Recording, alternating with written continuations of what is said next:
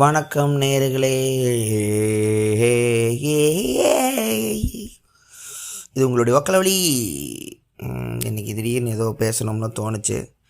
சரி, என்ன காரணம் அப்படின்னா, இன்றைக்கி நெட்ஃப்ளிக்ஸில் மா ரெய்னீஸ் பிளாக் பாட்டம் அப்படின்னு ஒரு படம் ஒன்று வந்திருக்கு. அந்த படம் பார்த்துக்கிட்டு இருந்தேன். பிளாக் பேந்தரோட ஹீரோ சாட்விக் பாஸ்மன், அவர் தானே அது பேர். அவர் பேர் என்ன? சாட்விக் பாஸ்மனோட கடைசி படம் அது. மிகப்பெரிய ஒரு ஃப்யூச்சரில் ஒரு மிகப்பெரிய ஒரு நடிகராக வர வேண்டியவர் இவ்வளோ சீக்கிரம் இறந்தது இந்த வருஷம் கிழவடுத்த வருஷம் புண்டை. மிகப்பெரிய ஒரு வருத்தம். பிளாக் பேந்தர் ஆஃப்ரோ ஃப்யூச்சரிசம் என்கிற ஒரு ஜானரை கையில் எடுத்த பிளாக் பேந்தர் மிகப்பெரிய ஹிட் ஆகி உலகம் ஃபுல்லாக ஆப்பிரிக்க மக்களை ஒன்றிணைக்கிற படமாக இருந்த ஒரு லோகோவாக இருந்திருக்கிற மனுஷர் இவ்வளோ சீக்கிரம் இறந்து போனது கடுப்பு. ஸோ அவரோட ஒரு கடைசி படமாக இது இருக்குது. என்ன கதை அப்படின்னா, மா ரெய்னி அப்படின்னு அவங்க தான் மதர் ஆஃப் ப்ளூஸ் அப்படிம்பாங்க. ப்ளூஸ் இசை, கருப்பினவர்கள், அமெரிக்க கருப்பினர்கள் ப்ளூஸ் இசையோட மதர்னு சொல்கிற அளவுக்கு இவங்க ஒரு ட்ரூ கேரக்டர். அவங்க அதுவும் வயலட் டேவிஸன் பண்ணியிருக்காங்க. ஒரு 1926 அப்படிங்கிற ஒரு சமயத்தில் ஒரு நாள் நடக்கிற ஒரு ப்ளூஸ் ரெக்கார்டிங்கோட செஷனில் நடக்கிற சண்டைகள், போராட்டங்கள், அவங்களுக்குள்ள இருக்கிற வாக்குவாதங்கள், அமெரிக்க கருப்பர்களோட வரலாறு எப்படி இருந்துச்சு அப்படிங்கிறத இந்த படத்தில் பார்க்கலாம். இது ஒரு ஸ்டேஜ் ப்ளே.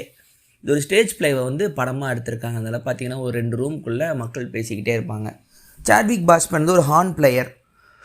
முதல்ல இதெல்லாம் உங்களுக்கு புரிகிறதுக்கு முன்னாடி ஏன் இந்த படத்தை பற்றி பேசுகிறேன்னா, இந்த படம் பார்க்கும்போது எனக்கு ப்ளூஸ் இசையோட வரலாறு அவங்க எவ்வளோ போராடினாங்க, கஷ்டப்பட்டாங்க, தன்னோட மரியாதையை மீட்டெடுக்க அமெரிக்க கருப்பர்கள்ங்கிற ஒரு வார்த்தை வரும்போது தான் இந்த பாட்காஸ்ட் பேசணும்னு தோணுச்சு. ப்ளூஸ் இசை அப்படி என்பது அமெரிக்க கருப்பின அமெரிக்கர்கள், ஆஃப்ரிக்கன் அமெரிக்கன்ஸ், பிளாக் அமெரிக்கன்ஸ், அவங்களோட ஒரு வரலாற்று ஒரு போராட்டம் தான் அந்த பாட்டு. ஸோ அந்த அமெரிக்கன்ஸ்லாம் அவனுங்களை அடிமையாக கொண்டாந்து ஆஃப்ரிக்காவிலேருந்து கொண்டாந்து காட்டன் ஃபீல்டு வேலை பார்க்க வைப்பாங்க. விடாமல் அவனுங்க இந்த ஜாங்கோ படத்துலலாம் பார்க்கலாம். குதிரையில் அதை உட்காந்துருப்பான், சுட்டவுடனே ரத்தம் அப்படியே அந்த காட்டனில் அப்படியே தெரிக்கும் சக்கச்சவேன்னு.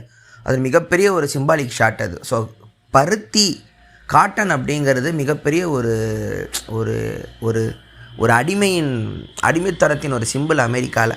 அதில் வேலை பார்க்குற மக்கள்லாம் காலில் சங்கிலி போட்டு அவங்கள அடிமை மாதிரி நிப்பாட்டி ஒரு நாளைக்கு பல மணி நேரம் வெயிலில் வேலை செய்யும் போது அவங்க தங்கள் மனசில் உள்ள சோகத்தையும் கோவத்தையும் கும்பலாக உட்காந்து பாட்டாக பாடுவாங்க. நம்ம ஊரில் இந்த நெல் கதிரெல்லாம் ரோட்டில் உட்காந்து போட்டு அடிச்சுக்கிட்டு இருக்கும்போது அந்த மாதிரி பாட்டு, இல்லை விவசாய நாற்று நடும் போதெல்லாம் அந்த மாதிரி பாட்டெல்லாம் கேட்கலாம். இங்கே கூட நாட்டுப்புற பாடல்கள் அவங்களோட சோகம் இருக்கும்போது அவனுங்களுக்கு அது வலி, தான் வந்த ஒரு நாட்டிலேருந்து இன்னொரு நாட்டில் அடிமையாக வாழ்ந்துருக்கோங்கிற வழியை பாடுவான். என் தாத்தா இப்படி இருந்தார், அவரோட பையன் நான், நேற்று நான் குடிச்சிட்டு வந்தேன், என் பொண்டாட்டி என்னை திட்டினா, நான் அவளை போட்டு அடித்தேன், என் வாழ்க்கையை பாரு, ரோட்டில் தனியாக உட்காந்துருக்கேன், இந்த கிட்டாரை வச்சுக்கிட்டு என்ன பண்ணுறதுன்னு தெரியல. இந்த மாதிரி தினம் வாழ்க்கையில் அவன் பார்க்குற வழியை பாட்டாக பாடி அந்த காட்டன் ஃபீல்டில் வேலை பார்த்துக்கிட்டே இருப்பான். அட்டி சாட்டையிலே உள்ள அந்த வெள்ளைக்கார கம்நாட்டின் குதிரையில் உட்காந்துட்டு போயிட்டுருப்பானுங்க. இந்த ப்ளூஸுங்கிற ஒரு விஷயம் அங்கேருந்து ஆரம்பிக்குது. ஒரு கருப்பின ஆப்பிரிக்க மக்களின் வழி தான் ப்ளூஸுங்கிற இசை அமைப்பு. இந்த ப்ளூஸில் இருந்த அப்புறம்தான் ஜாஸ்லாம் வருது. ஆப்பிரிக்கா இசை இந்த பிளாக் அமெரிக்கன்ஸ், ஆப்பிரிக்கன் அமெரிக்கன்ஸோட வரலாறு படி பார்த்தீங்கன்னா தன்னோட இசை மூலமாக தான் தன்னோட மிகப்பெரிய ஒரு போராட்டத்தை எடுத்தாங்க. கலை மூலமாக தன்னுடைய சுதந்திரத்தை மீட்டெடுத்தல ஆப்பிரிக்கன் அமெரிக்கன்ஸ் மாதிரி யாருமே பண்ணலை. ப்ளூஸாக இருக்கட்டும், ஜாஸாக இருக்கட்டும், ஃபங்காக இருக்கட்டும், ஏன்னா ராக் வெள்ளைக்கார இசை தான், ஃபங்காக இருக்கட்டும். அதுக்கப்புறம் மிகப்பெரிய ஒரு போராட்டம் ஹிப்ஹாப்புங்கிற ஒரு புரட்சியை கொண்டு அடித்து நவுத்தி இன்றைக்கி உலக மக்கள் அத்தனையும் தங்களோட பீட்டுகளுக்கு கொண்டாட வச்சது ஒரு பங்கு. இதோட சோர்ஸ் எல்லாம் பார்த்திங்கன்னா ஒரே ஒரு ஓட்டை கிட்டார். அந்த கிட்டார் கூட இப்போ தான் கிட்டார் மாதிரிலாம் இருக்கிற, அப்போ இருக்கிற அந்த வுட்டு, அந்த ஸ்ட்ரிஞ்செல்லாம் போட்டு ரொம்ப அவங்களே ஹோம்மேடாக பண்ணி உட்காந்து வாசிக்கிற ஒரு இன்ஸ்ட்ருமெண்ட்லாம் நீங்கள் ஃபோட்டோவில் பார்த்தா தேடலாம். அதில் இருக்கிற ஒரு மிகப்பெரிய ஒரு ராணி அப்படின்னு சொல்லலாம். அவங்க தான் இந்த மா ரெய்னிங்கிற அவங்க ரெக்கார்ட் பண்ணால் என்ன இருக்கும் அப்படிங்கிற ஒரு சின்ன ஒரு இமேஜினேஷன் கதை மாதிரி எடுத்தாங்க. ஆனால் அவங்க உண்மையிலே வாழ்ந்த ஒரு கருப்பின பெண், மிகப்பெரிய ஸ்டார். அவங்க என்ன ஆகுது அப்படின்னா, ஒரு காலத்தில் இந்த வெள்ளைக்காரனுங்களுக்கு இவங்க பிளாக் மேலே ஒரு மரியாதையே இல்லாமல் இவங்களாம் அடிமையாக வச்சுட்டு இருக்கும்போது பிளாக்குகளுக்கு இசை தான் ஒரே ஒரு போராட்ட குணமாக இருக்குது. சர்ச்சில் அவங்கெல்லாம் ஒன்று சேரும் போது அவங்களோட கொண்டாட்டம் நம்ம இங்கே அல்லையான்னு கலாய்க்கிற அத்தனையுமே மிகப்பெரிய ஒரு கொண்டாட்டம். அதை இந்த இசை ஜானர்லேயே நீங்கள் தேடி பார்த்தீங்கன்னா, அடடா அந்த பேர் மறந்து போச்சு, அதை நான் சொல்கிறேன். சோல் கூட இல்லை, சோலுக்கும் முன்னாடி இந்த கொயர் மியூசிக், பிளாக் ஆஃப்ரிக்கன் சர்ச்சில் ஒரு காஸ்பல் காஸ்பல் மியூசிக்குன்னு போட்டிங்கன்னா வரும்னு நினைக்கிறேன். அந்த ஒரு மிகப்பெரிய ஒரு இசை வடிவம் வந்து அந்த ஊரில் வந்து சர்ச்சில் தான் நடக்கும். அங்கேருந்து தான் அவங்க எல்லாமே ஆரம்பிக்குது, மக்கள் ஒன்று கூடுவாங்க. ஸோ இந்த ப்ளூஸ் இசை வந்து மிக பெருசாக ஆப்பிரிக்க மக்களை கனெக்ட் பண்ணுறதுனால அந்த சீடிகள்லாம் விற்று தீருது, அதுவும் பிளாக்குங்களுக்கு மட்டும்.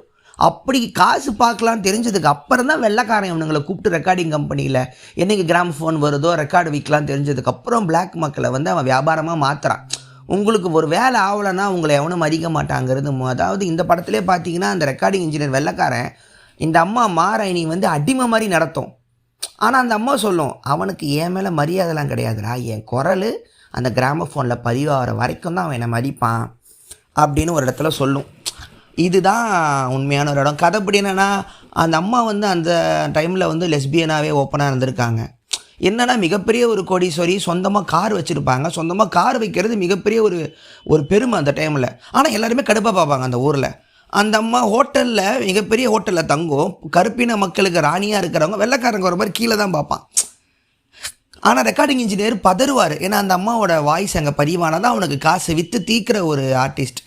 அந்த குழுவில் வந்து தான் இப்படி தான் இருப்பேன், நான் வந்து இந்த இசையமைப்பை வந்து மாற்ற போகிறேன், அடுத்த வெர்ஷனுக்கு கொண்டு போகிறேன்னு புரட்சி நோக்கத்தில் இருக்கிற ஒரு ஹார்னா ட்ரம்பட் பிளேயர் தான் நம்ம சாட்விக் பாஸ்மன். இந்த கதைப்படி பார்த்தீங்கன்னா இந்த பேண்டில் இருக்கிற பியானிஸ்ட்டோ, அந்த பேசிஸ்ட்னால் பெரிய வயலினை நிற்க வச்ச மாதிரி இருக்கும்.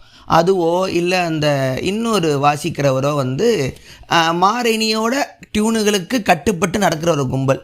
ஆனால் சாட்விக் பாஸ்மன் வந்து நான் இந்த டியூனை மாற்றி அடுத்த கட்டத்துக்கு கொண்டு போகிறேன் அப்படிங்கிற ஒரு இதில் இருக்கிறான். அவனுக்கு வந்து இந்த ரூல்ஸுகளுக்கு, விதிகளுக்கு கட்டுப்பட்டு அவனால் இருக்க முடியல. மாரைனிக்கு தெரிஞ்ச பிச்சிருவாங்கடா, அவங்க சொல்கிறத மட்டும் பண்ணுறான், முடியாதுன்றான். நான் தனியாக டியூன் எழுதியிருக்கேன், அது இந்த வெள்ளைக்காரங்கிட்ட கொடுத்துருக்கேன், அவன் எனக்காக ஹெல்ப் செய்வான்னு வெள்ளைக்காரனை நம்புகிறான். இது கருப்பு மக்களுக்கு வந்து இவங்களுக்கு கோவம் வருது, வெள்ளைக்காரன் நம்பாதடா, ஒருத்தவனை செஞ்சிருவான் அப்படின்றான். அதிகமாக சொல்கிறான், எனக்கு அடுத்து நான் முன்னேறணும்னா நான் அவனுங்களை சிரித்து இதை செய்வேன், ஆனால் அவங்கள அப்புறம் நான் செய்கிறேன் பாருங்கன்னு ஒரு மிகப்பெரிய ஒரு ஃப்ளாஷ்பேக் ஒன்று சொல்கிறான். அவங்க அம்மாவை எப்படி ஒரு 5-6 வெள்ளைக்காரங்க உள்ளே போத்திரின்னு கெடுத்தாங்க, அப்புறம் அவங்க அப்பா கொண்டுட்டு அவர் இறந்தாருன்னு ஒரு சோகம் ஒன்று சொல்கிறான். வெள்ளைக்காரனை எப்படி ஹேண்டில் பண்ணணும் இருந்து கோத்தா எனக்கு தெரியும்னு சொல்லும்போது தான் இவனுக்குள்ளேயும் ஒரு விஷயம் ஒன்று இருக்குதுன்னு தெரிஞ்சு இந்த படம் எப்படியே போகுது. இந்த படம் ஃபுல்லாக பார்த்தீங்கன்னா உங்களுக்கு அது தெரியும், ஒரு ப்ளூஸ் ரெக்கார்டிங்கோட ஒரு நாள் ஸ்ட்ரகிள் எவ்வளோ இருக்குன்னு. இப்போது இதெல்லாம் நம்ம படம் நீங்கள் பார்த்துக்குங்க, அது நமக்கு தேவையில்லை, அந்த படம் உங்களுக்கு புரியும். இந்த ப்ளூஸ்ன்னு எடுத்துக்கும் பொழுது அமெரிக்கர்கள் வந்து தன்னோட சிறை பாடல்கள் மாதிரி எடுத்துக்கலாம். அதிலிருந்து நீங்கள் வந்து ப்ளூஸோட ஹிஸ்ட்ரி பார்த்தீங்கன்னா காலங்காலமாக மக்களோட மனசில் பதிஞ்ச டியூனுங்கள்லாம் பாடினதே யாருன்னு யாருக்கும் தெரியாது. எவனோ ஒருத்தர் ஏதாவது ஒரு பாரில் உட்காந்து நைட்டு ஒரு கருப்பரை பாடியிருப்பான், அதை ஊராக பரவி எல்லோரும் பாடிக்கிட்டே இருப்பாங்க. இந்த கிராமஃபோனுங்க, ரெக்கார்ட் கம்பெனிங்கெல்லாம் வந்ததுக்கு அப்புறம் தான் காப்பிரைட்டுங்கிற விஷயமே உலகம் ஃபுல்லாக வருது. அதுக்கு முன்னாடி இந்த நாடோடி பாடல், இந்த ஓ பிரதர் வேற அறியோன்னு கோயம்புத்தூரோட படம் ஒன்று இருக்கும், அதில் ஒரு பாட்டு பாடுவான். இதோட ஒரிஜினல் பாட்டு வந்து யார் பாடினாங்கன்னே தெரியாது. அந்த டியூனை நான் கேட்டேன், இவங்க பாடி வெள்ளைக்காரங்களாம் பணக்கார மாதிரிலாம் காசு வரும். டிக்ஸி பிரதர்ஸ் பேண்டுன்னு ஒரு பேண்டு இருந்தாங்க ஜாஸோட ஆரம்பத்தில். அவங்க யார், அவங்க என்னவாக இருந்தாங்கன்னு வரலாறு கூட இப்போதைக்கு சரியாக இன்னும் அமையலை. இந்த ப்ளூஸில் ஒரு மிகப்பெரிய கதை ஒன்று இருக்குது. இந்த ப்ளூஸில் ராபர்ட் ஜான்சன் அப்படின்னு ஒருத்தர் இருந்தார். அவருக்கு ஒரு மிகப்பெரிய கதை ஒன்று சொல்லுவாங்க. தன்னுடைய ஆத்மாவை வந்து சாத்தானுக்கு விற்றவர், he sold his soul to the devil அப்படிம்பாங்க. இந்த ராபர்ட் ஜான்சன் எப்படின்னா ஒரு சாதாரண ஒரு ஊரில் வாழ்ந்த ஒரு ரொம்ப வறுமையில் இருக்கிற ஒரு ஆள், கிட்டார் வாசிக்கிறாரு, ப்ளூஸ் கிட்டார். அவரால் எவ்வளோ தூரம் முடியுமோ அவ்வளோ தூரம் வாசிக்கிறாரு, போயிட்டு இருக்கா. திடீர்னு கொஞ்ச நாள் காணாம போயிடுறாரு. காணாம போயிட்டு ரொம்ப நாள் கழித்து திருப்பி வந்து பாரில் வாசிக்கும் பொழுது கிட்டாரில் மிகப்பெரிய புரட்சியை பண்ணுற மாதிரி ஒரு விஷயத்தை அந்த ஆள் கொண்டு வரான். இந்த ஆளோட பாடல்கள் ரெக்கார்ட் பண்ண இன்னும் இருக்குது, கேட்டிங்கன்னா அது ஒரு 2-3 கிட்டார் வாசிக்கிற மாதிரி இருக்கும் ஒரு பாட்டில். ஆனால் எல்லாமே ஒரே கிட்டாரில் இந்த ஆளால் வரையக்கூடிய அளவுக்கு ஒரு யுக்தியெல்லாம் கண்டுபிடிச்சான். இது ஜனங்களுக்கு புரியலை, அவர் ஒரு மித்தாவே இருந்துட்டார், ரொம்ப சின்ன வயசில் இறந்துட்டார். ஸோ இங்கே ஒரு கதை என்ன ஃபார்ம் ஆகுதுன்னா, இவர் ஒரு நாள் இரவு வந்து காணா போன டைமில் ஒரு கிராஸ் ரோட்ஸும் வாங்க, அமெரிக்கா இங்கிலீஷ் படத்தில் பார்த்தா 4 ரோடு இருக்கும், நடுவில் டைரக்ஷன் பட்டன் இருக்கும், டயம் அப்படின்னு காற்றுல ஆடும், எந்த பக்கம் போகிறது. அப்படி ஒரு இடத்துல நின்னாராம். நைட்டு வந்து பேய் வந்திருக்கு, அவங்க ஊரில் டெவில் அப்படிம்பாங்க, இந்த கிறிஸ்டின் மித்தாலஜியில் வந்துச்சான். அவர் வந்து இவங்ககிட்ட இவர் கேட்டுக்கு என்ன வேணும்னா, எனக்கு நான் கிட்டார் வாசிக்கிற டேலண்ட்டை நான் இன்க்ரீஸ் பண்ணி விடு, அப்போ அவரோட ஆத்மாவை எனக்கு வித்துடு, you sell your soul to மீன்னு கேட்டு சாத்தான் அதை வாங்கிக்கும். வாங்கின உடனே சாத்தான் தன்னோட பவர் அவர்கிட்ட கொடுத்துச்சு. ஸோ அப்படி கொடுத்துட்டாங்கன்னா உங்களுக்கு டேலண்ட் இருக்கும், ஆனால் கொஞ்ச நாள் நீங்கள் செத்துருவீங்க அப்படிங்கிறது ஒரு விதி. அப்படி தான் ராபர்ட் ஜான்சன் வந்து சாத்தான்கிட்ட டீல் போட்டிருக்கான்னு ஊர் ஃபுல்லாக ஒரு மித்து. ஆனால் நீங்கள் ஒரு விஷயம் கவனிக்கணும், தன்னோட சொந்த திறமையில் மிகப்பெரிய ட்ரைனிங் எடுத்து ஒரு ஆர்டிஸ்ட் வந்தால் கூட அவனுக்கு வேறு ஏதாவது ஒன்று நடந்திருக்கும் அப்படிங்கிற ஒரு மித்தில் தான் உலகம் பார்க்குது அப்படிங்கிறது இங்கே ஒரு விஷயம். ஸோ அவர்கிட்டேருந்து ப்ளூஸ் ஆரம்பிக்குது. அதுக்கப்புறம் நிறைய பேர் பாடி பாடி பாடி பாடி ப்ளூஸை வந்து மிகப்பெரிய லெவலாக கொண்டு வராங்க. ஸோ இந்த இந்த சோல் வந்து விற்கிறது அப்படின்னு சொல்லிட்டுன்னு சொல்கிறது, சாத்தானுக்கு சோல் விற்கிறது அப்படிங்கிற ஒரு மேட்ரு வந்து காலங்காலமாக இருக்கிற ஒரு விஷயம். இது எங்கே ஆரம்பிக்குது அப்படின்னா, ஃபாஸ்ட் அப்படின்னு ஒரு ஜெர்மன் நாட்டோட ஒரு புராதன கதை. ஃபாஸ்ட்னு ஒரு அக்கல்ட், ஒரு ஆல்கமிஸ்ட், அதாவது இந்த பிளாக் மேஜிக்லலாம் டீல் பண்ணுற ஒருத்தர் வந்து தனக்கு வந்து கடவுளோட சக்தி வேணும் அப்படின்னு சொல்லிட்டுன்னு சாத்தானுக்கிட்ட டீல் போடுறாரு. மெபிஸ்டோஃபெலிஸ் அப்படின்னு சொல்லுவாங்க அவங்க இதில். அது வந்து டீல் போட்டு, நான் வந்து உனக்கு கொஞ்சம் வருஷம் கொடுப்பேன், ஆனால் நீ உலகத்தில் கடவுளோட பவர் வரைக்கும் நீ வந்துடலான்னு சொல்லி இவனை ஏமாற்றும். இவர் அதுக்கப்புறம் நிறைய விளையாட்டெல்லாம் பண்ணி என்ஜாய் பண்ணணும். கடைசியில் அவரை கை கால்லாம் பிச்சு இறந்து போவார் ஃபாஸ்ட். அந்த ஒரு இதை வந்து கீத் அப்படின்னு ஜெர்மன் அறிஞர் வந்து அதை வந்து ஒரு மிகப்பெரிய பிளேவாக எழுதி உலகம் ஃபுல்லாக கொண்டு வந்தார். அதுக்கப்புறம் இங்கிலாந்தில் கிறிஸ்டோஃபர் மார்லோ வந்து மிகப்பெரிய ஒரு பிளேவாக எழுதினார். இவர் ஷேக்ஸ்பியருக்கும் முந்தினவர். ஸோ அதிலிருந்தே ஒரு விஷயம் ஒன்று இருக்கும். ஒரு சின்ன வயசில் இறந்த ஒரு மிகப்பெரிய ஒரு ஆர்டிஸ்ட்டாக இருந்தார்னா அவர் தன்னோட ஆத்மாவை வந்து சாத்தானுக்கு விற்றுட்டான் அப்படின்னு சொல்லுவாங்க. இந்த இங்கிலீஷ் ராக் இசைகளில் வந்து 27 வயசில் இறந்த கும்பல்னு இருக்கும். Jim Morrison, Janis Joplin, Jimmy ஹென்ட்ரிக்ஸ்லாம், இவங்களெல்லாம் வந்து இப்படி தான் சொல்லுவாங்க. இவங்கெல்லாம் வந்து சாத்தானுக்கு ஆத்மாவை விற்றுட்டானுங்க. அதாவது ரொம்ப சீக்கிரமாக டேலண்ட்டாக இருந்து சீக்கிரமே அணைஞ்சு போன ஒரு தீ மாதிரி அந்த கலைஞர்கள்லாம். ட்ரக்ஸு, கொக்கைன்னு சொல்லிட்டு அவங்களுக்கு அது ஹேண்டில் பண்ண தெரியாது. இந்திய கலையில் வந்து இந்த ஆன்மீகம் வந்து உள்ளே இருக்கிற மாதிரி அமெரிக்க இதில் வந்து இல்லை. ஸோ வேகமாக எரிஞ்சு வேகமாக தீந்து போன ஒரு கலையமைப்பில் தான் இந்த ஃபாஸ்ட் அப்படிங்கிற ஒரு மித்தாலஜி வரும். ஸோ அப்படி வருது. இந்த ப்ளூஸ் இசையை வந்து வெள்ளைக்காரங்க வந்து அதுக்கப்புறம் ஒரு பணம் பார்க்குற ஒரு விஷயமாக மாற்றி கொஞ்சம் கொஞ்சமாக ஒவ்வொன்றா கொண்டு வராங்க. அதுக்கப்புறம் தான் ப்ளூஸ்லேருந்து ஜாஸ் உருவாகுது. இந்த ஜாஸ் வந்து பார்த்திங்கன்னா உங்களுக்கே தெரியும், ஜாஸ் வந்து என்ன கேட்குறதுக்கே புரியாது. டொயோன் டொயோன் டொயோன் டொயோன் இருக்கும், ஏதோ பிபி வச்சுக்கிட்டு இருப்பாங்க. எல்லாம் புரிஞ்சாலும் ஆஃப்ரிக்கா அமெரிக்கரோட வரலாறு தெரிஞ்சால் தான் ஜாஸ் எவ்வளோ முக்கியம் அப்படிங்கிறது உங்களுக்கு புரியும். அவங்களோட அமெரிக்காவோட வரலாறை வந்து அவங்க இசை மூலமாக தான் கொண்டு வரதா இருந்துச்சு. அமெரிக்காவோட இசைக்கே கருப்பு இன மக்களோட பங்களிப்பு தான் அதிகம். வெள்ளைக்காரங்க ஒன்றும் பெருசாக பிடுங்கலை. இவனுங்க ப்ளூஸ் வாசிச்சானுங்க, வெள்ளைக்காரன் அந்த பேஞ்சோன்னு வாச்சிட்டு இருப்பான். அந்த குட்டியாக ரவுண்டாக ஒன்று இருக்கும், அந்த பக்கம் ஓரமாக வாச்சிக்கிட்டு இருந்தானுங்க. இவங்க நிறைய கற்றுக்கிட்டானுங்க பிளாக்ஸ் கிட்டேருந்து. கற்றுக்கிட்டு ஓத்துட்டு தான் அதுக்கப்புறம் இவனுங்க வந்து அவங்களோட சொந்த இசைன்னு கொண்டாந்து இன்றைக்கி இருக்கிற ராக் எல்லாமே வந்து ஆப்பிரிக்க மக்களோட இசை தாளக்கட்டில் தான் ஒவ்வொன்றும் வருது. இவங்க ஜாஸ் எடுத்துக்கிட்டாங்க கருப்பினர்கள்லாம். லூயி ஆம்ஸ்ட்ராங், டியூக் எல்லிங்டன், அதுக்கப்புறம் இவர் மைல்ஸ் டேவிஸு, ஜான் கோல்ட்ரேனு, அதுக்கப்புறம் பில்லி ஈவன்ஸ், ஆர்னட் கோல்மன், சன்ரான்னு, அது மாதிரி அது மிகப்பெரிய ஒரு வரலாறு. ஆனால் ஆரம்பத்துலேயும் ஜாஸுக்கு வந்து என்ன தான் இவங்க வந்து அடிமையாக இருந்தாலும் சவுத் ஆஃப் அமெரிக்கான்னு ஒன்று இருக்கும். இந்த வெள்ளைக்காரனுங்க மட்டுமே இருக்கிற ட்ரம்ப் ஏரியாலெல்லாம் கூட ஜாஸ் கலைஞர்கள் ஸ்க்ரீனுக்கு பின்னாடி இருந்து வாசிக்கணுங்க ரேசிசத்தையும் அவங்க ஃபாலோ பண்ணிக்கிட்டு இருந்தாங்க. இந்த தேவையா பிள்ளைங்களுக்கு இசையும் வேணும், ஆனால் ரேசிசமும் ஃபாலோ பண்ணுறவங்க ஒரு கேவலமான புத்தி இந்த வெள்ளைக்காரனுங்களுக்கு இருக்கும். ஆனால் இருந்தும் தன்னோட மரியாதையை மீட்டுக்கிட்டு ஏன் ஜாஸ் கலைஞர்கள்லாம் கோட் ஷர்ட்லாம் போட்டுக்கிறாங்கன்னா அவங்க தன்னை வேணும்னே தன்னை வந்து ஒரு மரியாதையாக காட்டிக்கணுங்கிற ஒரு டிசிப்ளின்னா ஜாஸ் இசை கலைஞர்கள்கிட்ட நீங்கள் எந்த ஃபோட்டோ வேணால் எடுத்து பார்க்கலாம். யாருமே கிளம்ஸியாக சட்டை பேண்ட்டை போட்டு நீட்டாக ஷேவ் பண்ணியிருப்பாங்க, அழகாக தலை சீவிருப்பாங்க, டை கோட்டுன்னு டிப்டாப்பாக இருப்பாங்க. ஆனால் யோசிச்சு பார்த்தீங்கன்னா யாருக்கிட்டையும் ₹1 இருக்காது. மிகப்பெரிய ஒரு எக்கனாமி லெவலில் ரொம்ப ஒரு வறுமையில் தள்ளப்பட்ட ஆளுங்க தான் எல்லாருமே. ஆனால் பெர்ஃபார்மன்ஸ்னு வரும்போது ஜாஸுக்கான ஒரு மரியாதையை வந்து எல்லாருமே கொண்டு வந்தாங்க. ஸோ அவங்க கருப்பின மக்களுக்கு வந்து இந்த இசையோட புரட்சி வந்து எந்த அளவுக்கு இருந்துச்சு அப்படிங்கிறது ஜாஸ் ஒரு மிகப்பெரிய எக்ஸாம்பிள். லூயி ஆம்ஸ்ட்ராங்லாம் வந்து இப்போ இருக்கிற அத்தனை இசைக்கும் வந்து ஒரு ஆரம்ப கால ஒரு பெரிய ஜாம்பவான்னு சொல்லலாம். ஆனால் ஜாஸ் இசையோட ஆரம்ப காலத்தில் வாசித்த டியூனுங்கெலாம் கூட ப்ளூஸ் மாதிரியே யார் வாசித்தாங்கன்னு தெரியல அப்படிங்கிற ஒரு கணக்கும் இன்னும் இருக்குது. இதில் வந்து ஜாஸிலிருந்து தான் அதுக்கப்புறம் ஃபங்க் வருது. நீங்கள் ஜாஸையும் ராக்கையும் சேர்த்திங்கன்னா ஃபங்க் வரும். அதுக்கப்புறம் தான் டமால்னு ஹிப்ஹாப்புங்கிற இசை வந்து பிராங்க்ஸ், டெட்ராய்ட்னு அமெரிக்க அந்த ஊரோட மிக பிற்படுத்தப்பட்ட பகுதிகளிலிருந்து கோவக்கார இளைஞர்கள்லாம் வெடிச்சு எழ ஆரம்பிக்கிறாங்க. இது வந்து எப்படி வருதுன்னா இந்த பீட் பாக்ஸிங்லேருந்து ஆரம்பித்து அப்புறம் ரேப் ஃபைட்லேருந்து ஆரம்பித்து கிராஃபிட்டி கல்ச்சர், டிஜே எப்படியெல்லாம் இருக்குதுன்னு உங்களுக்கு இதை பற்றி பார்க்கணும்னா எவல்யூஷன் ஆஃப் ஹிப்ஹாப்னு ஒரு டாக்குமெண்ட்ரி நெட்ஃப்ளிக்ஸில் இருக்கும். அதில் பார்த்தீங்கன்னா ஹிப்ஹாப் எப்படி வளர்ந்துச்சுன்னு ஒரு மிகப்பெரிய ஒரு டாக்குமெண்ட்ரி ஒன்று போட்டிருப்பானுங்க.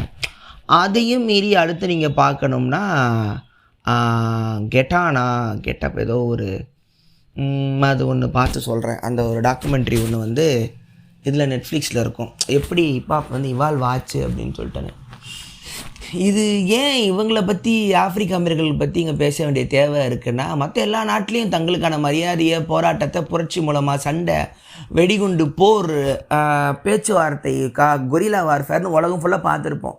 ஆனால் இசையால் எங்கள் மரியாதையை மீட்க முடியும்னு செஞ்சு காட்டின ஒரே ஒரு கலைஞர்கள் வந்து ஆப்பிரிக்க அமெரிக்கர்கள் தான். நீங்கள் இந்தியாவிலுமே இன்றைக்கி நம்ம இந்த புரட்சி பாடல்கள், தோடர் பாடல்கள், தலித்திய பாடல்கள், பெரியார் பாடல்கள், எல்லா கட்சியும் பாட்டு அப்படிங்கிறது எவ்வளோ பெரிய ஒரு ஆயுதமாக இருக்குது அப்படிங்கிறது உங்களுக்கு நம்ம ஊர்லேயும் நீங்கள் பார்க்கலாம். பாட்டு மட்டும் பாடினாலே கைது செய்யப்பட்ட அவ்வளோ பாடகர்கள் இருக்காங்க. ஒரு கவிதை, ஒரு பாட்டு வந்து ஒரு அரசாங்கத்தையே உலுக்கிடும் அப்படிங்கிறதுலாம் நிறைய எடுத்துக்காட்டு உலகம் ஃபுல்லாக இருக்குது. லத்தீன் அமெரிக்கா நாடுகளில் பார்த்திங்கன்னா இசை வந்து ஒரு போராட்டமாக உருவாக்குனதெல்லாம் உங்களுக்கு வந்து அதுக்கு ஒரு மிகப்பெரிய வரலாறு. நிறைய டிக்டேட்டர்கள்லாம் சிலியோ, பிரேசிலோ, அர்ஜென்டினாவோ, பெருவோ அங்கெல்லாம் இருக்கிற இசைக்கலைஞர்கள்லாம் பாடி போராட்டம் பண்ணி அரசாங்கத்தையும் ஆட்டி படைத்த ஆளுங்கள்லாம் அங்கே இருக்கிறாங்க. ஸோ இந்த லத்தீன் அமெரிக்கா நாடுகள்லாம் பார்த்திங்கன்னா அமெரிக்காவோட கட்டுப்பாட்டில் இருந்துச்சு. அதுலேருந்து கொஞ்சம் விடுதலையான ஒரு நாடுனா நீங்கள் கியூபா இன்றைக்கி சொல்லலாம். ஆனால் மீதி நாடுகள்லாம் ரொம்ப வருஷம் இருக்குது. சிலி நாட்டில் வந்து அகஸ்டின் பினோஷேட்னு சொல்லிட்டு அமெரிக்காவால் ஒரு பொம்மை மாதிரி இருக்கப்பட்ட சர்வாதிகாரி காட்டில் விக்டர் யாரா, அவங்க ஊரில் ஜேவை வந்து யாமானுங்க, விக்டர் யாரா அப்படின்னு மிகப்பெரிய ஒரு பாடகர் இருந்தார். அவரை வந்து சுட்டு கொன்னாங்க. அவரோட பாடல்கள் வந்து மிகப்பெரிய புரட்சி பாடல்கள். சுட்டு கொன்று ஒரு பொணக்குவியலுக்கு நடுவில் ஒன்றும் இல்லாமல் கிடந்தார். அவருக்காக ஒரு நாடே அஞ்சலி செலுத்தின கதையெல்லாம் இருக்குது. சேகோராவோட ஒரு நினைவஞ்சலி மாதிரி விக்டர் ஜாரா அந்த ஊரே அழுதுச்சு. ஒரு பாடகன், அவங்க கூட வயலட்டா பாரான்னு ஒருத்தங்க இருந்தாங்க. இவங்கெல்லாம் சிலியோட அடுத்த கட்டம் இந்த புரட்சி பாடல்கள் மிகப்பெரிய ஒரு இயக்கம் ஆரம்பித்து நாட்டோட வரலாறையே மாற்றுற அளவுக்கு அங்கே இசை வந்து இருந்துச்சு. ஒரே ஒரு கிட்டார் இருந்தால் போதும். இந்த ஒரு கிட்டாருங்கிறது ஒரு ஆயுதம் அப்படிங்கிறது யாருக்குமே அதை ப்ரூஃப் பண்ணவங்க கலைஞர்கள் தான். இந்த கிட்டாருங்கிற வார்த்தை வந்து கித்தாரா அப்படின்னு இஸ்லாமிய நாடுகளில் யூஸ் பண்ணுற ஒரு வார்த்தை. அதுலேருந்து சித்தாரா வந்திருக்கு, அதுலேருந்து கிட்டார் வந்திருக்கு. நம்ம அப்படி படுக்க போட்டால் சித்தாரு, நிற்க வச்சா கிட்டார் மாதிரி தான் கணக்கு. இந்த கிட்டார் வந்து பார்த்திங்கன்னா பாப் டிலன் மிகப்பெரிய ஒரு கலைஞர், அக்கோஸ்டிக் ஃபோக் இசை கலைஞரோட குரு உடி கத்ரி. அவர் வந்து பாப் டிலனுக்கு குரு. ஊராக நாடோடியாக பாட்டு பாடி ஒன்றும் இல்லாமல் பைத்தியக்கார ஆஸ்பத்திரியில் இறந்து போன ஒரு ஆள். அவரோட வழித்தொன்றல் தான் பாப் டிலன். அவரை பெருசாக்கினது பாப் டிலன். உடி கத்ரியோட கிட்டாரில் எழுதியிருக்கோம், கிட்டார் மேலே எழுதியிருப்பார், திஸ் மிஷின் கில்ஸ் ஃபாசிஸ்ட் அப்படின்னு எழுதியிருப்பார். இது ஃபாசிஸ்டை கொல்லும்னு ஒரு கிட்டாரால் சொல்ல முடியும் அப்படிங்கிறது வந்து உங்களுக்கு வந்து கலைஞர்களோட அந்த ஒரு போராட்ட குணம். கலைஞர்கள்னு எடுத்தால் இந்த பாடல் அப்படின்னு ஒரு கலைஞன் அவ்வளோ முக்கியமான நம்ம ஊர் சங்க இலக்கியத்தில் புலவர்களுக்கு ஏன் ராஜா பயந்தானுங்க? ஒடிசி இல்லியட்லாம் ஹோமரை ஏன் கடவுளாக பார்த்தாங்க கிரேக்கத்தில்? ஏன்னா ஒரு நாட்டுக்கோ ராஜாக்கோ வரலாறுங்கிறது மிக முக்கியம்.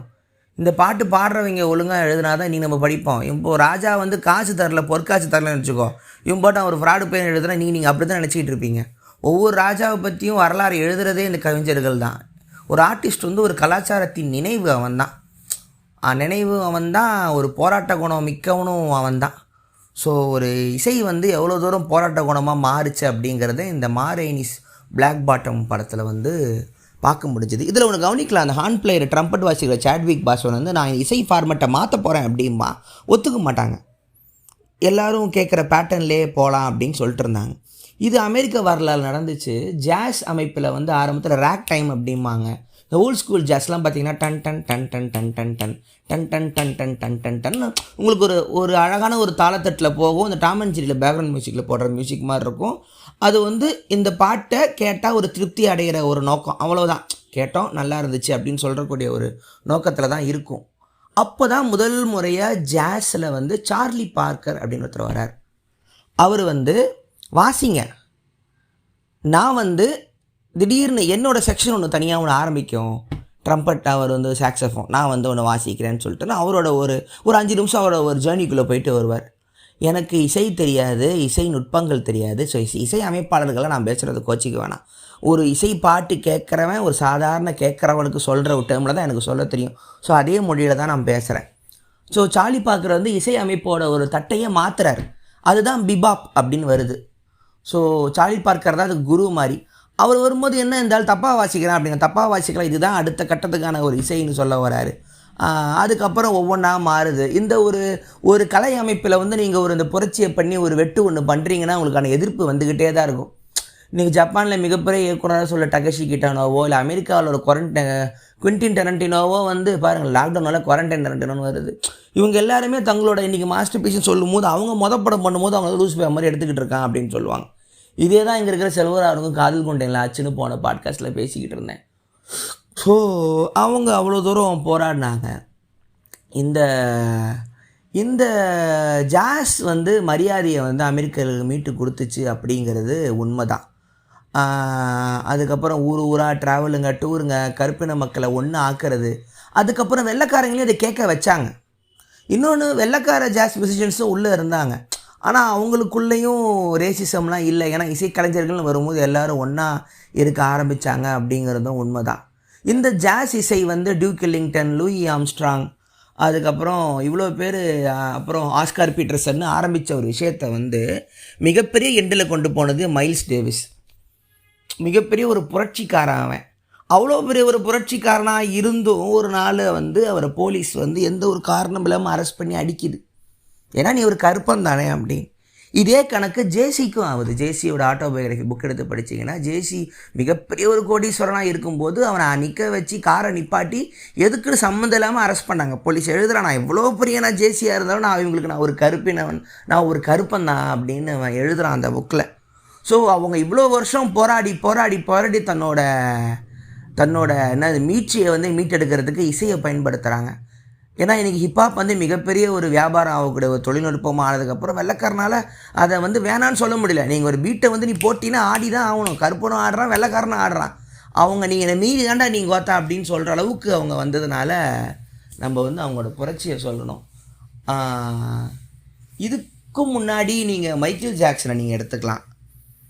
அவர் கடைசியில் தன்னோட கருப்பு கலரை வெறுத்துட்டு வெள்ளையாக மாறினதெல்லாம் கருப்பின மக்களே வந்து அவரை ஒதுக்குனதுக்கு ஒரு மிகப்பெரிய காரணமாக, தன்னோட ப்ரைடை இழந்துட்டார் அப்படின்னு சொல்கிறதுக்கு அவருக்கு என் கேர்ள் ஃப்ரெண்டு மாதிரி நான் ஸ்கின்னை மாற்றிக்கிட்டேன் அப்படின்னு அவரும் சொன்னார். அது அவங்கவுங்களோட ஒரு தனிப்பட்ட ஒரு முறை. அதுக்கப்புறம் ஜேம்ஸ் ப்ரவுன் அப்படின்னு ஒருத்தர் இருந்தார். ராக் இசையை வந்து வெள்ளைக்காரங்க கையிலேருந்து உங்கள் அம்மாவில் என்கிட்ட கொடு அப்படின்னு சொன்ன ஒரு ஆள். இவரோட டெக்னிக்கலாக தான் எல்விஸ் ப்ரெஸ்லிங்கிற வெள்ளைக்காரன் ஆடி பயங்கரமாக காசு பார்த்துட்டு இருந்தவர். இது எல்லாமே வந்து ஆப்பிரிக்க சர்ச்சுகளில் இருந்து கற்றுக்கிட்ட ஒரு விஷயந்தான்னு ஜேம்ஸ் ப்ரவுன் சொல்லுவார். அதாவது ஸ்டேஜில் ராக் இசை வந்து பெர்ஃபார்ம் பண்ணணுண்டா ராக் இசை கலைஞங்கிறத கொண்டு வந்ததே ஜேம்ஸ் ப்ரவுன் தான். அவரோட டான்ஸாக இருக்கட்டும், அவரோட ஸ்டெப்புகளாக இருக்கட்டும், இது எல்லாமே வந்து எல்லாருமே புரட்சி தான். இது என் புரட்சி, நான் பாடலை, என் பாட்டு மூலமாக நான் நிரூபிக்கிறேன் அப்படின்னு அவங்களுக்கு ஒரு தேவை வந்து அமெரிக்க மக்களுக்கு இருந்துச்சு. அதனால் நம்ம வந்து அது வந்து ஒவ்வொரு இசை வடிவம் உலகத்தில் இருக்கிற ஒவ்வொரு இசை வடிவத்தோட வரலாறு தெரிஞ்சால் தான் அது ஏன் அப்படி இருக்குன்னு உங்களுக்கு தெரியும். என்னடா நம்ம ஊர் பாட்டு கேட்டு இந்த பாட்டு இதெல்லாம் ஏன் ஒரு பாட்டாக, ஜாஸ் என்ன ஒரு மாதிரி கச்சன்னு போயிட்டுருக்கு, இது ஏன் கேட்குறீங்கிறதுக்கு, ஜாஸ் இசை ஒரு ஆஃப்ரிக்கா அமெரிக்கன் கேட்கும் போது அவன் கண்ணு கலங்கிறது நமக்கு புரியாது. இப்போ நம்ம ஊர் தாலாட்டு பாட்டை கேட்கும்போது ஏன் இதெல்லாம் ஒரு பாட்டான்னு வெளிநாட்டுக்காரங்க தோன்ற மாதிரி தான் ஒவ்வொரு நாட்டோட வரலாறுக்கு ஏற்ற மாதிரி தான் அந்த இசை இருக்கும். அது ஒரு போராட்டம் இருக்கும். இன்றைக்கி ஒரு சார்லி பார்க்கர் ரெக்கார்டை ஒருத்தன் கேட்கும்போது இதுக்கு அவன் எவ்வளோ கஷ்டப்பட்டான், இது எங்களுக்கு எவ்வளோ பெரிய மரியாதையை மீட்டி கொடுத்துருக்கு தெரியுமான்னு நமக்கு அது புரிய வாய்ப்பு இல்லை. அந்த வரலாறு நம்ம கற்றுக்கிட்டோம்னா ஏன் ஜாஸ் நல்லா இருக்குங்கிறதும் உங்களுக்கு புரியும்.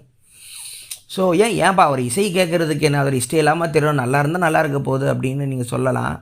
ஆனால் பழக்கப்பட்ட காதுகள்னு ஒன்று இருக்குது. அதை தாண்டி நம்ம வர்றதுக்கு கொஞ்சம் மூளையும் கொஞ்சம் வேலை செய்ய வேண்டியது இருக்குது. அதனால் அதை நம்ம வந்து ஒத்துக்கணும். இவ்வளோ தூரம் அமெரிக்கா ஆப்பிரிக்கா இசையெல்லாம் இந்த புரட்சியெலாம் நீங்கள் கேட்கும்போது தான் டேய் ஒருத்தா எங்கள் ஊரில் ஒருத்தன் இளையராஜான் இருக்காங்க அம்மா நீ என்ன பேசிகிட்டு இருக்கேன்னு சொல்லும் போது தான் உங்களுக்கு இங்கே இளையராஜா என்ன பண்ணார் அப்படிங்கிறது தெரியும். ஜாதி அமைப்பிலிருந்து அடித்து உடச்சி ஹிந்திக்காரனுங்க பாட்டெல்லாம் ரேடியோவில் கேட்டுட்டு டியூன் பண்ணி அன்னக்கிளியில் ஒரு ஆள் கேட்க வச்சாருன்னா அங்கே ஆப்பிரிக்கா அமெரிக்க மக்களோட ப்ளூஸ் ஜாஸோட வரலாறு தான் இங்கே இளையராஜா பண்ணது. நம்ம ஊரோட நாட்டுப்புற இசை கருவிலாம் உங்கள் அம்மாவில் கொண்டாந்து நான் பாக்கோட கிளாசிக்கல் சிம்பனிக்குள்ளே வைக்கிறேன் பாருன்னு முதல்ல வெஸ்டர்ன் இசை அமைப்பிலிருந்து கர்நாடகா வரைக்கும் எல்லாத்தையும் நம்ம கற்றுப்போன்னு உழைச்சி தான் அந்த ஆள் கொண்டு வந்தார். அவர் இன்டர்வியூலலாம் வந்து நான் வந்து ஜீனியஸு எனக்கு அப்படியே வந்துடும் அதுவாக வருதுன்னெலாம் போய் மிகப்பெரிய உழைக்கிற ஒரு ஆள். உழைக்கிற ஜீனியஸ் என்றைக்குமே தன்னோட டெக்னிக்கை சொல்ல மாட்டாங்க. அதுவாக வருதுன்னு ஒரு பொய்யை சொல்லிட்டு தப்பிச்சிடுவாங்களே தவிர அவங்களோட ஹார்ட் ஒர்க்கை வந்து வெளியே யாருக்கிட்டையும் சொல்கிறதில்ல. அது உங்களுக்கு தேவையும் இல்லை, பிடிக்கவும் பிடிக்காது. இது ஒரு உண்மை. ஸோ வந்து நீங்கள் பிளாக் ஹிஸ்ட்ரி பிளாக் மியூசிக்கில் நீங்கள் பார்த்தீங்கன்னா அது சும்மா வெள்ளைக்காரனுங்க ஹிப்ஹாப்பில் வந்து ஏன் அவ்வளோ பெரிய செயின் போட்டுக்கிட்டு ஆடுறாங்க அப்படிங்கிறதுலாம் உங்களுக்கு அந்த ஹிஸ்ட்ரி தெரிஞ்சால் தான் புரியும். அதை அவங்க காட்டி ஆகணும். அதாவது ஒரு பணம், அதாவது ஒரு 3 வேளை சாப்பாடுங்கிறதே ஒரு காலத்தில் ஆப்பிரிக்க அமெரிக்க மக்களுக்கு ஈக்குவலாக உட்காந்து சாப்பிட்றதே மிகப்பெரிய புரட்சியாக இருந்துச்சு. இந்த முறை ஒரு ஆப்பிரிக்கன் அமெரிக்கன் பொண்ணு வந்து ஸ்கூலுக்கு போயிருப்பா. அதை பின்னாடி இருந்து வெள்ளைக்கார பசங்கள்லாம் ஸ்கூல் பசங்களாம் அவளை பார்த்து சிரிக்கிற ஃபோட்டோ ஒன்று இருக்கும். அதை பார்த்தீங்கன்னா உங்களுக்கு கல்விங்கிறது எவ்வளோ பெரிய விஷயமா இருந்துச்சுன்னு தெரியும் போது தான் எதுக்கு அவங்க பணத்தை செலவு பண்ணுறதுங்கிறது ஏன் பந்தாவாக காட்டுறான்னு உங்களுக்கு புரியும். ஒரு டெட்ராய்ட்டு ஒரு கெட்டோவில் இருக்கிற ஒரு ஆள் வந்து ஏன் ஒரு கார் வந்து இந்த ஸோ இப்படி எல்லாருமே புரட்சிகரமாக போயிட்டுருக்கும் போது ஒரு நாட்டில் வந்து ரொம்ப கூலாக சில்லாக அவங்க ரொம்ப சைலண்ட்டாக ஒரு புரட்சி ஒன்று பண்ணிக்கிட்டு இருந்த இசை புரட்சி பண்ண ஒரு நாடுனா ஜமைக்கா. ஜமைக்கா நாட்டில் வந்து இருந்து தான் நமக்கு திரு பாப் மார்லி இன்று உலக சேகுவார அளவுக்கு புரட்சிங்கிற பேரில் பாப் மார்லிங்கிற ஒரு பேரை இணைக்கிற அளவுக்கு அவர் வந்து அது ஜமைக்காவோட நாட்டில் வந்து டப் அப்படிங்கிற ஒரு ஜானருங்க வந்து அங்கேருந்து ஆரம்பிக்குது. அதில் வந்து என்ன பண்ணுவாங்கன்னா சவுண்ட் சிஸ்டமோட மிகப்பெரிய ஒரு டெக்னிக்கல் ஜெயிண்ட்டுங்க வந்து ஜமைக்கா. அவங்க ஊரில் வந்து சவுண்ட் சிஸ்டம் பண்ணிவிட்டு எந்த சவுண்ட் சிஸ்டம் யாரோட சவுண்ட் சிஸ்டம் வந்து அதிகமாக சத்தம் கேட்குதுன்னு வரைக்கும் ஆராய்ச்சி பண்ணுற அளவுக்கு அவங்களுக்குள்ள போட்டி நடக்குமா. ஜமைக்கனோட வரலாறில் பார்த்தீங்கன்னா அதில் வந்து த லீ ஸ்க்ராட்ச் பெரி அப்படின்னு ஒரு தலைவர் இருக்கார். இப்போ வரைக்கும் இருக்குது. தாத்தா அது ஒரு இன்ஸ்டா பேஜ் செம்ம கலாயாக இருக்கும். Lee Scratch Perry, the big professor, இவங்கெல்லாம் யாருன்னா இன்ஜினியருங்க. ஸ்டூடியோவில் உக்காந்துக்கிட்டு ஆடியோவில் என்னென்னலாம் பண்ண முடியும் அப்படிங்கிற ஒரு ஆராய்ச்சி பண்ணிகிட்டு இருக்கிற ஒரு இன்ஜினியருங்க அவங்க. ஸோ இன்ஜினியருங்களுக்கு வந்து பெருசாக ஒரு பங்கே இருக்காது. எந்த இடத்துல அவங்க ஆன் பண்ணுவாங்க, மிக்ஸ் பண்ணுவாங்க, கிளம்பிடுவாங்க. அவங்களும் ஒரு சக ஆர்டிஸ்ட்டுன்னு கொண்டு வந்து ஜமைக்கா நாட்டில் தான் அங்கிறது தான் டப்புங்கிற ஒரு இது வருது. டப் அப்படிங்கிற ஜானரில் இருந்தால் ரெகே வருது. ரெகேங்கிற ஜானரில் தான் நம்ம பாப் மார்லி பாட ஆரம்பித்தார். சிங்கு சாக்கு சிங்கு சாக்கு சிங்கு சாக்குன்னு அவங்க ஊரில் வந்து ஃபுல்லாக அந்த வீடுலே இருப்பாங்க. ஜமைக்காவில் வந்து கஞ்சா அதிகபட்சமாக வழங்கும். அந்த கஞ்சா அடித்தா ஹார்ட் பீட் எந்த ஸ்பீடில் போகுமோ அந்த பீட்டில் தான் ரெகே இருக்கும்பாங்க.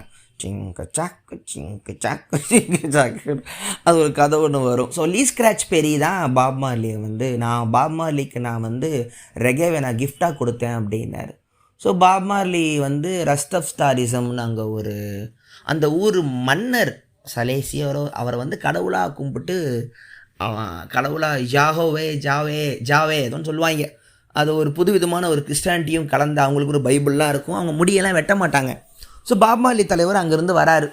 ஸோ அவங்க வந்து கொஞ்சம் சில் மோடில் ஒரு புரட்சி கொண்டு வந்தது. பாப் மார்லி 2 நாட்டு பிரசிடெண்ட்டெல்லாம் கை கோத்து ஃபோட்டோ கொடுக்குற அளவுக்கு அவர்கிட்ட ஒரு பவர் இருந்துச்சு. ஆனால் இதை லீ ஸ்க்ராட்ச் பெரி வந்து இதுக்குள்ளெல்லாம் போகல. அவர் பிளாக் ஆர்க் ஸ்டூடியோஸ்னு மிகப்பெரிய ஒரு ஸ்டூடியோ வச்சுருந்தார். இதில் தான் மிகப்பெரிய நிறைய ஆடியோ எக்ஸ்பிரிமெண்ட்டுங்கெல்லாம் போன ஒரு இடம் ஜமைக்காவில். திடீர்னு ஒரு நாள் எனக்கு அந்த ஸ்டூடியோக்குள்ளே இருந்து ஏதோ ஒரு மாதிரி தப்பான ஒரு வைப்ரேஷன் வருதுன்னு சொல்லி பைப்பில் கொளுத்திருச்சு ஸ்டூடியோவை. பல வருஷம் போன அத்தனை மாஸ்டர் டேப்புகளும் எரிஞ்சு போயிடுச்சு. அந்த ஆள் வந்து எனக்கு அதில் வைப்ரேஷன் சரியில்லை அப்படிங்கிறான். அவன் இங்கே வாய்ப்புக்கு தொங்கிக்கிட்டு இருக்கும்போது இந்த அளவுக்கு ஒரு மேடான கலைஞர்கள்லாம் உலகத்தில் இருக்கிறது நமக்கே படிக்கும் போது ஆச்சரியமாக இருக்கும். அங்கேருந்து ஒரு ஜமைக்கா நாட்டிலேருந்து ஒரு புரட்சி ஒன்று வெடிக்குது. சவுத் ஆஃப்ரிக்கா நாட்டில் இசையால் புரட்சி வெடித்தது. சவுத் ஆஃப்ரிக்கா நாட்டில் வந்து ஒரு பெரிய ஒரு ஜாலியான விஷயம் நடந்திருக்கும். த சுகர் மேன் அப்படின்னு சொல்லிட்டுன்னு ஒரு ஆல்பம் ஒன்று மிகப்பெரிய ஹிட். அந்த ஆல்பம் அது சுகர் மேன் தான் நினைக்கிறேன். அதாவது புரட்சி பாடல் கூட இல்லை, மனசில் இருக்கிற சோகத்தை ஒரு ஆள் பாடின மாதிரி பயங்கர ஹிட்டு பிச்சுக்கிட்டு போச்சு. ஆனால் அவங்க யாருக்குமே இந்த பாட்டை பாடினது யாருன்னு தெரியலை. ஏன்னா அது வந்து ஒரே ஒரு ஆல்பம் மட்டும் போட்டது காணாமல் போன ஒரு ஆர்டிஸ்ட்டு. அவர் அமெரிக்காவில் ரிலீஸ் பண்ணும்போது அது பெருசாக வியாபாரம் ஆகலை. ஆனால் சவுத் ஆஃப்ரிக்காவில் மிகப்பெரிய புரட்சி ஹிட் அந்த album. The search for the sugar man டாக்குமெண்ட்ரியே இருக்குது. யார் அந்த பாட்டை பாடினதுன்னு தேடி ஓன் பாட்டு இங்கே ஃப்ளாப்பியா சவுத் ஆஃப்ரிக்காவில் மிகப்பெரிய ஹிட்டியா தேசிய பாடல் மாதிரி ஆயிடுச்சான்னு சொல்கிற வரலாறுலாம் அந்த டாக்குமெண்ட்ரியில் இருக்கும். அதே மாதிரி நீங்கள் இன்னொரு நாட்டுக்கு போனீங்கன்னா மொராக்கோ அப்படிங்கிற நாட்டில் வந்து ஆப்பிரிக்க இசையோட அடுத்த ஒரு இதை பார்க்கலாம். அவங்க வந்து அந்த ரிச்சுவலுக்கு பயன்படுத்துகிற இசையமைப்புகள் வந்து பயங்கரமாக இருக்கும். அதில் தான் நீங்கள் பார்க்குற பிங்க் ஃப்ளாய்டு பேண்டோட ஆரம்பத்தில் ஒருத்தர் இருந்தார். அவர் பேர் எனக்கு மறந்துருச்சு, வருவார். அவர் வந்து மொராக்கோ போயிட்டு அங்கே இருக்கிற மியூசிஷியன்ஸ் எல்லாம் அமெரிக்கா கூட்டு வச்சு அவங்க அடுத்த கட்ட இசையை வந்து கொண்டு வராங்க. இப்படி ஒவ்வொரு இசையமைப்பும் புரட்சி மோடில் தான் போகுது. ஸோ இப்போ இதில் ஒரு கேள்வி வரும், அப்போ இசைக்கு வந்து பண்ண வெள்ளைக்காரங்களாம் ஒன்றுமே பண்ணலையா அப்படின்னு ஒரு கேள்வி வரும். ஆனால் வெள்ளைக்காரங்க பண்ணாங்க, இனோவேஷன் இருந்துச்சு. ஆனால் புரட்சி அப்படிங்கிறது வந்து அவங்களுக்கான தேவை இல்லை. காலனி ஆதிக்கமாக இருக்கட்டும், அதிகபட்சம் ராஜாங்களுக்கு கீழே நல்ல சம்பளம் வாங்கிட்டு ஓரளவுக்கு அவங்களுக்கு வந்து போராட்ட குணங்கிற தேவையே இல்லை. ஏன்னா அட்ராசிட்டி அவனுங்க தானே. இப்போ கிளாசிக்கல் மியூசிக் எடுத்துக்கிட்டிங்கன்னா பாக்கோ, மொசாட்டோ, ஹேடனோ, ஹேண்டலோ, மெண்டல்சன், ஷாப்பின், ஷூபர்ட் யார் எடுத்தாலுமே வந்து அவங்க வந்து ஒரு ராஜாக்களுக்கு கீழே ஒரு அசைன்மெண்ட்டில் வேலை செய்கிற ஆள் தான். மொசாட்டோ, பீத்தோவனோ மிகப்பெரிய ஒரு புரட்சியாளராக இருக்கலாம். மொசாட் சிறு வயசில் இறந்துட்டார், ஃப்ரீலான்ஸராக வேலை பார்த்தாரா, இருந்தாலுமே ஒரு ஆப்பிரிக்க அமெரிக்கான ஒரு தேவை வந்து அவங்களுக்கு எல்லாமே இருந்துச்சு. ஆனால் இன்றைக்கி நீங்கள் ஜாஸ் வடிவம் என்ன எடுத்தாலும் அதில் வந்து யோகான் செபஸ்டியன் பாக் அவரோட ஒரு இன்ஃப்ளூயன்ஸ் இல்லாமல் ஜாஸே கிடையாது அப்படின்னு சொல்லுவாங்க. இது சார்ல்ஸ் மிங்கஸ் அப்படிங்கிற ஒரு ஜாஸ் இசையமைப்பாளர் சொல்லுவார். அதனால் அது ஒன்று. ஆனால் இப்போது ஜாஸ் வந்து படிப்படியாக குறைஞ்சி ஹிப்பாப்பாக உருமாறி இருக்கிறதுங்கிறது வந்து உங்களுக்கு அது வரலாற்றோட ஒரு இது தெரிஞ்சாலும் இப்போவும் ஜாஸ் இசை கலைஞர்கள் தொடர்ந்து போயிட்டு தான் இருக்காங்க. அதில் வந்து புது விதமான ஒரு ஜாஸ் திருப்பி கொண்டு வருது அப்படின்னா காமாசி வாஷிங்டன் அப்படின்னு ஒருத்தர் இருப்பார். நான் இது எல்லாமே உங்களுக்கு ஒரு பாட்காஸ்ட்டு, ஒரு பிளேலிஸ்ட் லிங்க் இந்த எபிசோடுக்கு நான் போடுறேன், இந்த பாட்டெலாம் கேளுங்க. காமாசி வாஷிங்டன் ஒருத்தங்க வராங்க. அதுக்கப்புறம் ஜாஸோட அமைப்புகளை வந்து ஹிப்ஹாப்குள்ளே கொண்டு வராங்க சாம்பிள்ஸாக. ட்ரைப் கால் குவெஸ்ட் அப்படின்னு சொல்லிட்டுன்னு அவங்க, டிகபிள் பிளானட்ஸ்னு நிறைய பேர் வந்து ஜாஸை வந்து ஹிப்ஹாப் கூட கலக்கிற ஒரு வேலையெல்லாம் பண்ணி பார்த்தாங்க. ஸோ ஜாஸ் மேலே பாடுற டிபிடிபா டிபிடிபிடு டிபிடிபிடிமாங்க பீட்டு மேலே, அதுதான் இப்போ நம்ம பாடுற ரேப்போட ஒரு ஆரம்ப டைம் அப்படிங்கிற ஒரு வரலாறும் அதுக்கு இருக்குது.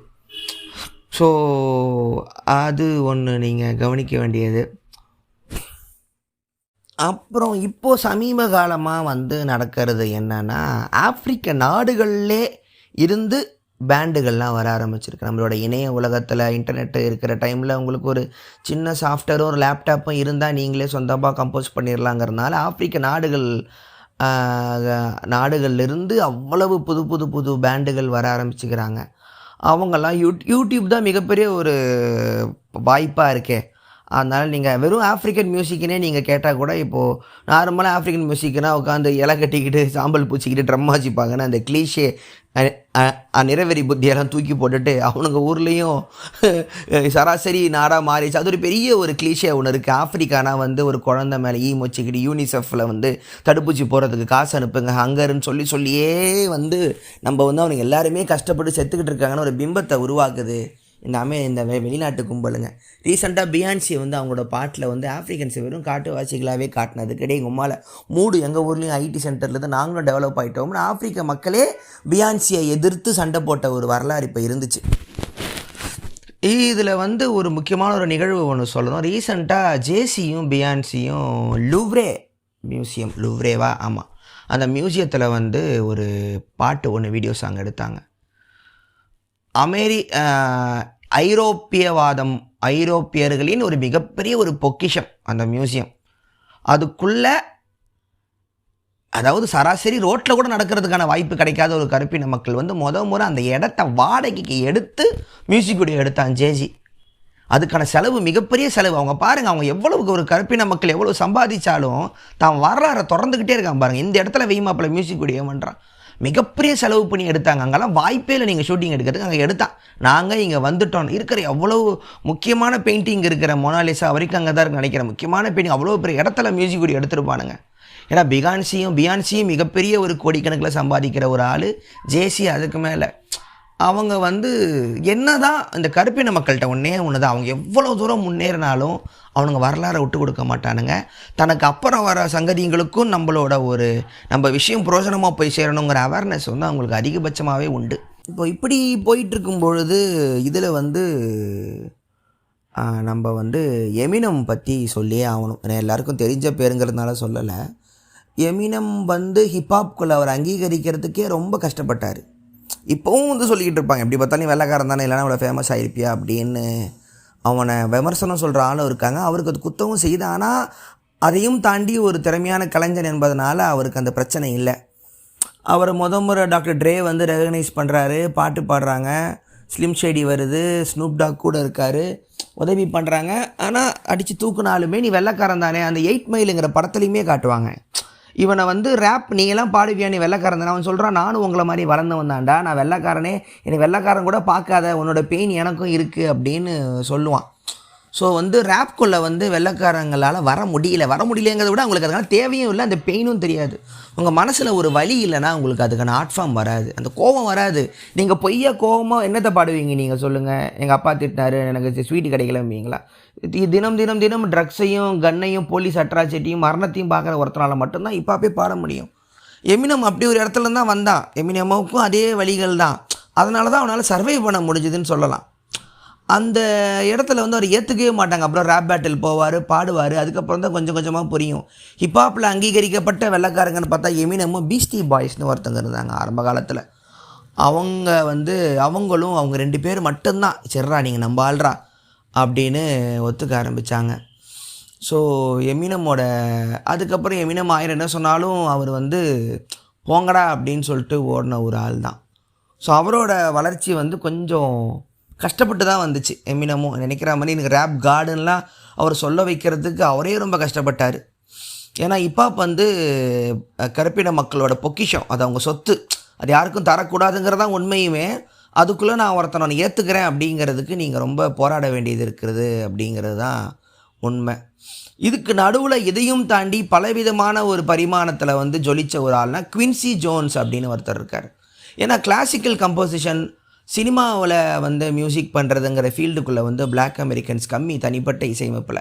அதில் வந்து குவின்சி ஜோன்ஸ் வந்து கம்போசிங் அப்படிங்கிற விஷயத்தில் வந்து நிறைய மிகப்பெரிய கான்ட்ரிபியூஷன். நீங்கள் அப்படி எடுத்துக்கிட்டிங்கன்னா மைக்கேல் ஜாக்சனோட அந்த பேட் அந்த ஆல்பம் வந்து ப்ரொடியூஸ் பண்ணி அது மிகப்பெரிய ஹிட்டாக்குனதுக்கு குவின்சி ஜோன்ஸோட பங்கும் அதிகம். இதெல்லாம் இப்போ வரைக்கும் இருக்குது. அவரை பற்றியும் படிச்சிங்கன்னா உங்களுக்கு வரலாறு புரியும். இன்னும் போயிட்டே இருக்கலாம். ஆப்பிரிக்க மக்களோட இசையோட வரலாறு போராட்டம்லாம் இது ஒரு ஜென்ரல் ஒரு அறிமுக உரையாக தான் சொல்கிறேன். இன்னும் ஒவ்வொரு ஜானராக நம்ம பொறுமையாக இசையை பற்றியே நான் தனித்தனியாக பாட்காஸ்ட்டில் பேசலான் இருக்கேன். ஸோ இவ்வளவு நடந்தும் இதில் ஒரு முக்கியமான விஷயம், இவ்வளோத்துக்கும் நீங்கள் காரணம் என்னன்னு பார்த்தீங்கன்னா கிராமஃபோன் ரெக்கார்டுகளோட ஒரு கண்டுபிடிப்பு. அதாவது ஒரு ஒலியை வந்து பதிவு செய்யலாம் அப்படிங்கிற ஒரு கண்டுபிடிப்பு தான் இன்றைக்கி இவ்வளோ பெரிய புரட்சிக்கும் ஆரம்பமான ஒரு விதைன்னு சொல்லலாம். அதுக்கு முன்னாடி வந்து நீங்கள் வந்து பெர்ஃபார்ம் பண்ணணும், நேரடியாக போய் பாடணும் அப்படிங்கிறது ஊராக போகணுங்கிறது இருந்தாலும் ஒரு நொடியில் ஒரே ஒரு முறை பாடி அதை மறுநாளே பல லட்சம் பேர் கேட்கலாம், எத்தனை முறை வேணால் கேட்கலாம் அப்படிங்கிற விஷயம் வரும்போது தான் உங்களுக்கு வந்து அது இன்னும் கொஞ்சம் உங்களோட விஷயத்தை நிறைய பேர் கொண்டு போச்சு. எப்படி பிரிண்டிங் ப்ரெஸ் கட்டன்பர்க் வந்ததுக்கப்புறம் உலகத்தில் சிந்தனையோட அமைப்பெல்லாம் மாறிச்சோ, அது மாதிரி கிராமஃபோன் வந்ததுக்கப்புறம் இசையால் பேசக்கூடிய நபர்கள் அதிகமானாங்க. கருப்பின மக்களுக்கும் அது மிகப்பெரிய ஒரு அவங்களோட வணிக ரீதியாக அவங்க ரெக்கார்டை அவங்க வணிக ரீதியாக வாங்கி காசு வரும் தெரிஞ்சதுக்கப்புறம் தான் வெள்ளைக்காரன் அவங்கள தப்பிக்கிட்டு வரான். ஸோ அது உதவுச்சு. கிராமஃபோன் ரெக்கார்டுங்களோட டைமை பொறுத்து தான் இசையமைப்போட ஒரு ஸ்ட்ரக்சரே மாறுச்சுன்னு சொல்லலாம். ஏன்னா நம்ம ஊர்லலாம் உட்காந்து கச்சேரி பண்ணாங்கன்னா 1 மணி நேரத்துக்கு பாடுவாங்க. இல்லை ரெக்கார்ட்லாம் அவனை ரெக்கார்ட் பண்ணவங்க மூடிட்டுங்க கம்மியாக பாடு அப்படின்னு சொல்ல ஆரம்பிக்கும் போது தான் அந்த டைமுக்கு ஏற்ற மாதிரி 5 நிமிஷத்துக்கு 6 நிமிஷத்துக்கெலாம் சினிமா பாடல்களே சுருங்குச்சுன்னு ஒரு கேள்வி இருக்கும். ஒரு ரெக்கார்டில் ஒரு சைடு இன்னொரு சைடுங்கிற டைம் டியூரேஷனை பொறுத்தா இசையமைப்போட இதுவே மாறுச்சு அப்படிங்கிற ஒரு வரலாறுலாம் இருக்குது. ஸோ வந்து நம்ம அதுக்குள்ளெல்லாம் நம்ம இப்போது தேவையில்லை, இது வரைக்கும் போதும். ஸோ இது ஒன்று. அப்புறம் இன்னும் ஒரு புரட்சியாளரை விட்டுட்டேன். நைஜீரியனோட ஃபெலாக்குட்டின்னு ஒரு நைஜீரியன் சிங்கர், மிகப்பெரிய புரட்சியாளர். அவங்க வீட்டெல்லாம் துப்பாக்கியில் சுட்டு அம்மாவெல்லாம் கொன்று ஒரு மிகப்பெரிய ஒரு கவர்மெண்ட்டே போட்டு உழுக்கின ஒரு ஆள். உலகம் ஃபுல்லாகவே உங்களுக்கு இசை புரட்சி பாடல்கள் பாடுற ஆளுங்களெல்லாம் வந்து ஏன் பார்த்து அரசாங்கம் பயப்படுது அப்படின்னா இசை இவங்க மனசை தொட்டுடும். ஒரு 1000 பக்கம் ஒரு புக்கை விட ஒரு 10 மணி நேரம் பேச்சை விட ஒரு 5 நிமிட பாடல் வந்து உங்களை கனெக்ட் பண்ணுறது மாதிரி உலகத்தில் வேறு எதுவும் நடக்காது. ரீசண்டாக வந்து பெல்லா சாவ் மணி ஹெய்ஸ்ட் படத்தில் பாட்டு ஃபேமஸ் ஆச்சு. அது இத்தாலிய மக்களோட ஆன்டி ஃபேசிஸ்ட் பாடல்.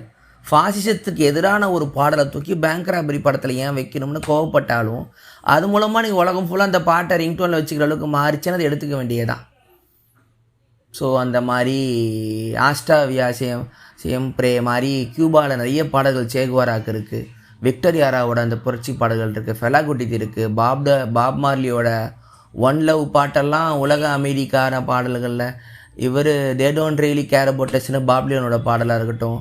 இது மைக்கேல் ஜாக்சனோட பாடல். அது அப்புறம் பாப் டிலனோட டைம்ஸ் ஆர் சேஞ்சிங்கிற பாட்டாக இருக்கட்டும். ஒரு 5 நிமிட பாடல் 3 நிமிட பாடல்லாம் வந்து போராட்டங்களுக்கோ ப்ரொடெஸ்ட்டுகளுக்கோ மேலே போட்டு ஒலிக்கிற ஒரு பாட்டாகவே இருக்குது. இளையராஜாவின் பாடல்களாக இருக்கட்டும், பட்டுக்கோட்டை பாடல்கள்லாம் நீங்கள் ஃபங்க்ஷனில் போராட்டத்துலலாம் ஓடும் போதெல்லாம் அவன் வந்து எப்போவுமே வாழ்ந்துக்கிட்டு இருக்கான். ஸோ டெரி பிராச்சட் சொல்கிற மாதிரி ஒரு கலைஞனோட சாவு எப்போனா அவனோட ஞாபகம் மக்கள் மனசிலிருந்து போனாதான். ஆனால் கலைஞர்களுக்கு வந்து என்றென்றும் அவங்க மனசில் இருக்கிறதுனால தான் அவங்களுக்கு மரணங்கிறதே இல்லாமல் இருக்குங்கிறது தான் என் கருத்து. ஸோ முடிச்சிக்கலாம். ஸோ கண்டிப்பாக லா ரெய்னிஸ் மாஸ் பிளாக் பாட்டம்னு போடுங்க, நெட்ஃப்ளிக்ஸில் வரும். ஜாட்விக் பாஸ்மனோட கடைசி படம், அது பாருங்கள். இதெல்லாம் கேட்டுட்டு நீங்கள் பார்த்தீங்கன்னா படம் இன்னும் கொஞ்சம் அழகாக புரியும்.